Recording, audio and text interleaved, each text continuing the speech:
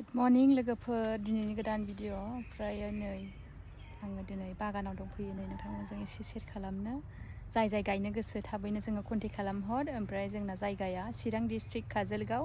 नोंथांमोना कल खालामबानो जोंनाव मोनगोन आरो एभेलेबल दं फुलिया।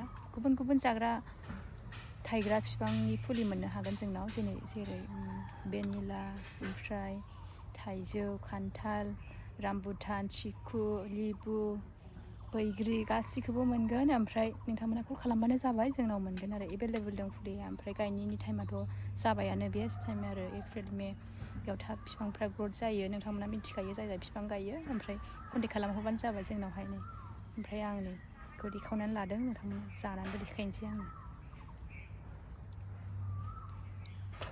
गोदै आरो आंथ' जाबाय थाखायो, नोंथांमोना नुखायो ब्लगाव। ओमफ्राय माबाफोर सोंहरनो गोसोब्ला कल खालामबानो जाबाय, नङाबा कमेन्टफ्राव सोंहरबानो जाबाय, जोङो रिप्लाइखौ होखायो, जेबो नङा। ओमफ्राय मार्केटनि प्रब्लेम गैया, नोंथांमोना मार्केटनि सिन्था जाबाय थायोना, सिन्था जानो नाङा, मार्केटनि प्रब्लेम गैया जेबो। ओमफ्राय बेखिनियानोमोन आरो लोगोफोर दिनैनि भिडिअ'आ।